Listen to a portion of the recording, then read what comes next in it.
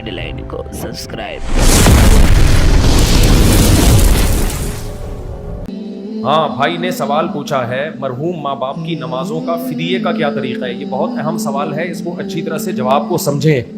لوگ کیا کرتے ہیں، والدین میں سے کسی کا انتقال ہو گیا تو ان کی ساری زندگی کی نمازیں کاؤنٹ کرتے ہیں کہ کون کون سی نمازیں انہوں نے نہیں پڑھی ہیں، پھر علماء کرام سے رابطہ کرتے ہیں کہ حضرت میرے والد کے ذمے مثال کے طور پر 3000 نمازیں تھیں، تو کیا شرعی طور پر ان کا فدیہ مجھ پہ دینا لازم ہے؟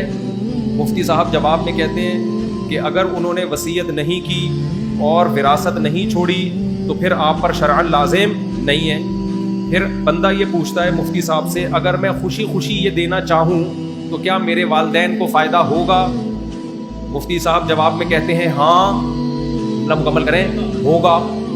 پھر اس کے دل میں یہ بات آتی ہے اگر نہیں دیا تو عذاب ہوتا رہے گا۔ تو بتاؤ دنیا میں کون ہے جو ماں باپ کو عذاب میں دیکھنا چاہے؟ اس کا نتیجہ یہ نکلتا ہے کہ عملی طور پر وہ یہی سمجھتا ہے کہ مجھے دینا ہے، نہیں آئی۔ اور 4-4 5-5 ہزار نمازوں کا فدیہ 4-5 ہزار روپے نہیں ہوتا، جائیدادیں بک جاتی ہیں لوگوں کی۔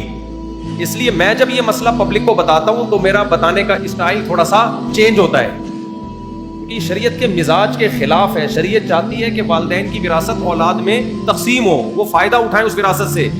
تو اگر یہ حدیث میں حکم ہوتا نا اس طریقے سے کہ ماں باپ مر جائیں تو تم نے ان کی نمازوں کا کفارہ دینا ہے، اگر ہوتا تو پھر تو آپ کے پاس دوسرا آپشن نہیں تھا۔ حدیث میں ایسا کوئی آرڈر ہے نہیں۔ تو اس لیے مسئلہ یہ ہے کہ اگر ماں باپ نے اپنی نمازوں کی وصیت کی ہے تو پھر جتنی جائیداد چھوڑی ہے اس میں 1/3 میں وہ وصیت پوری کی جائے گی، 1/3 میں، کیونکہ ان کو یہ رائٹ تھا کہ زندگی میں 1/3 یعنی 33.3% کی وہ وصیت کر سکتے تھے، وہ تو پھر آپ نے ویسے ہی کرنی ہے۔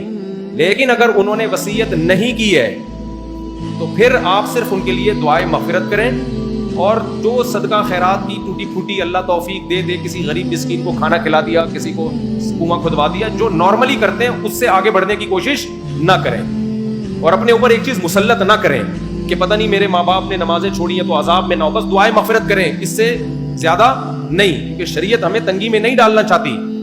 تو اب وہ چونکہ ان کی نمازیں گئیں، وہ اب جو ہے نا وہ سزا تو متعین ہے، اب دعائے مغفرت کے علاوہ آپ کے پاس کوئی آپشن نہیں ہے، تو اب لاکھوں کروڑوں روپے اس میں دینے کی ضرورت نہیں ہے، اور یہ ٹینشن نہ لیں، آپ بس دعائے مغفرت کریں ان کے لیے۔